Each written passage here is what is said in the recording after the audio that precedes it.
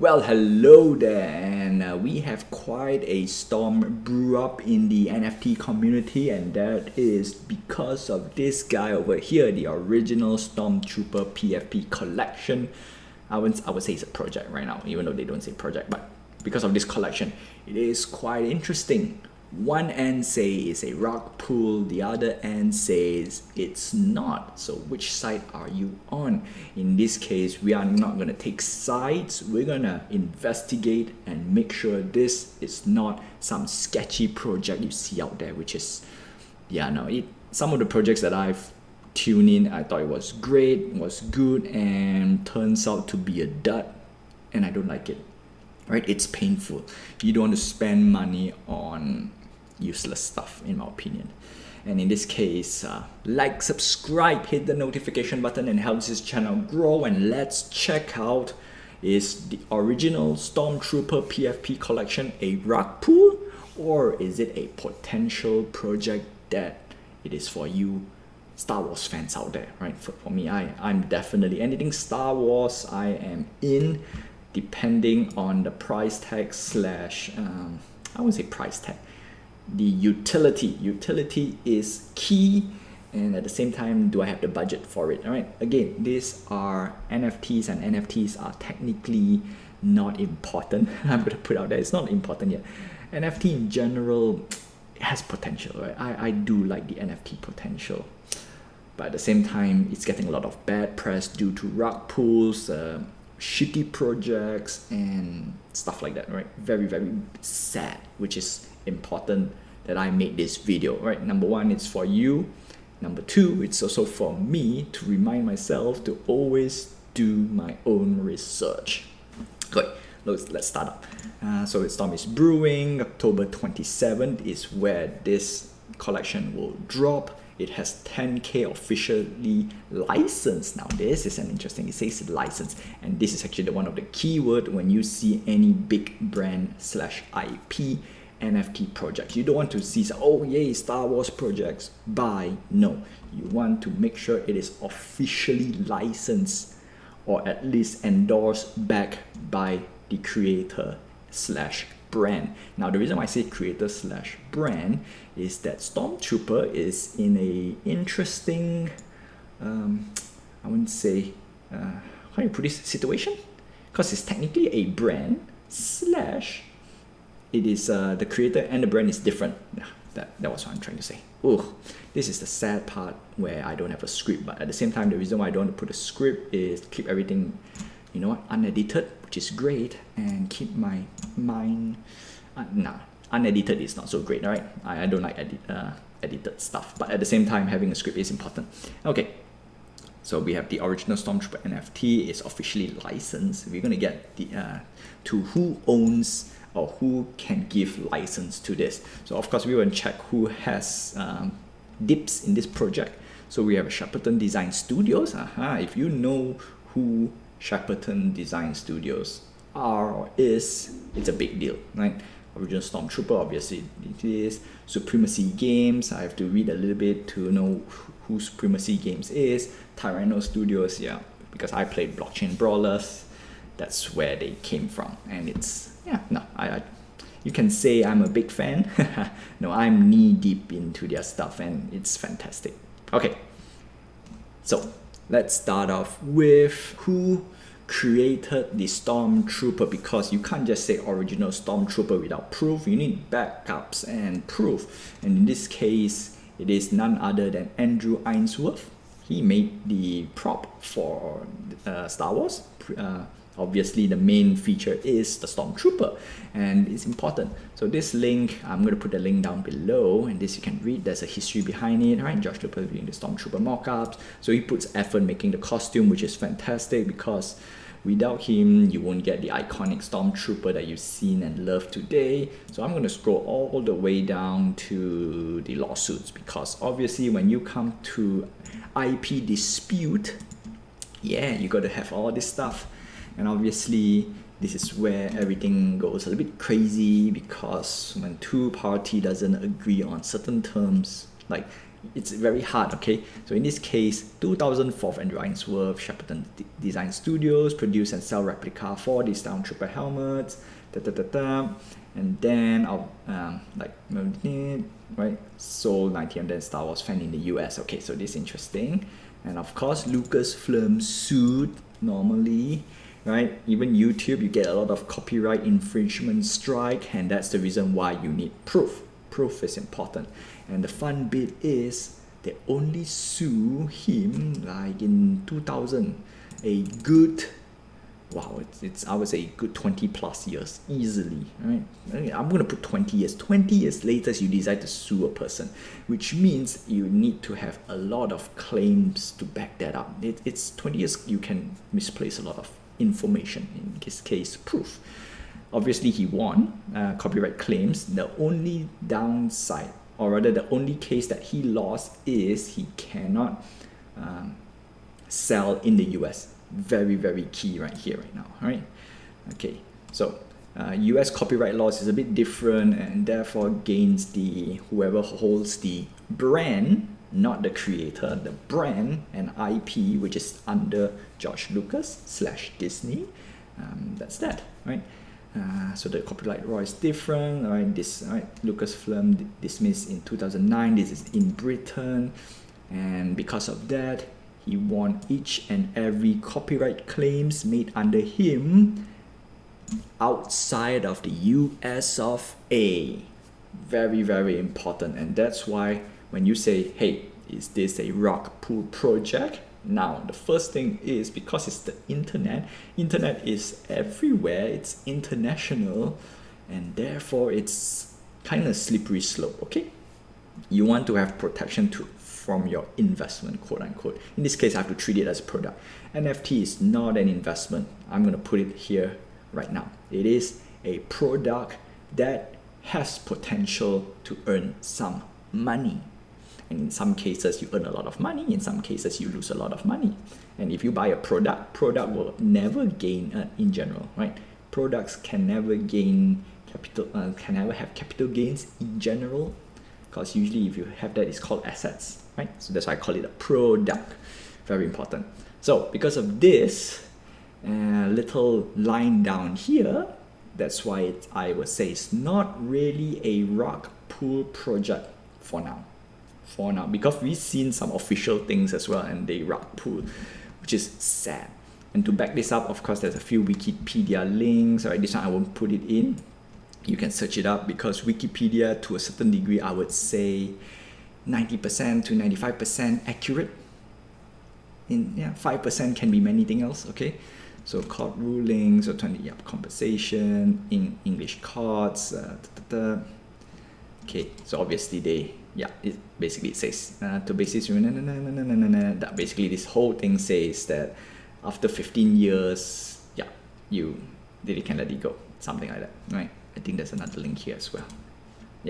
July 2011. All right, so 15 years for you to hold whatever copyright stuff, and after that it's free reign, something like this. Not say free reign, it's by the creator. As long as the creator is you, then you kind of own it per se. But there is also something like if you're the creator, after 99 years, there was a law like 50 to 99, either 50 or 99 years or somewhere around there, then it becomes a public use, right? It's open to public. That's why some musics out there, you can't really copyright because it's already that long already. So that's that.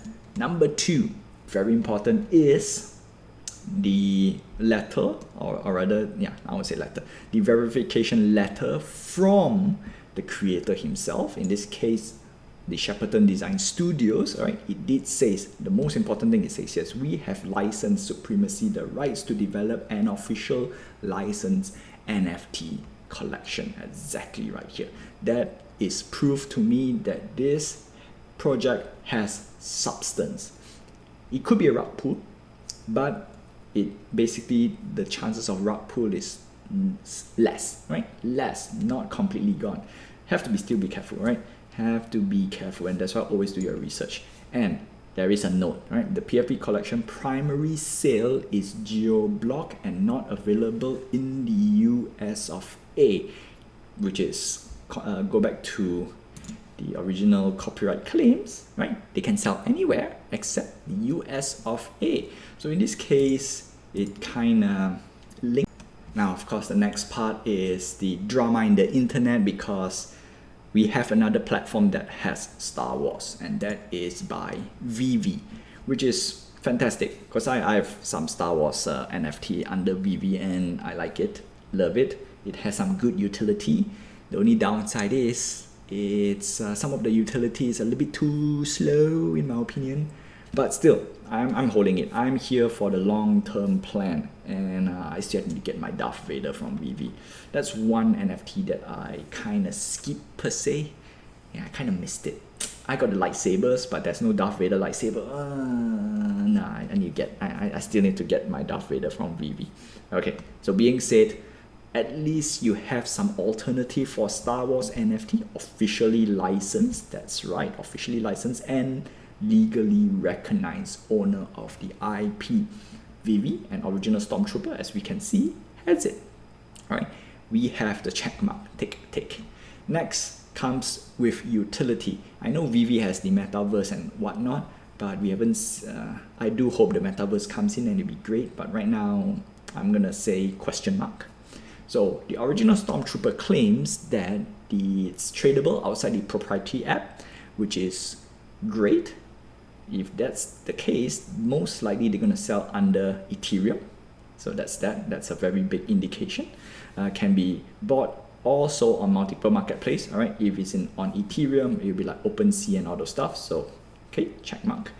So if it's on ETH, some of the things are checked already, right? Multiple blockchains. Okay, so this one is interesting. Can be transferred to multiple different blockchain. Now we want to see what chain does it go.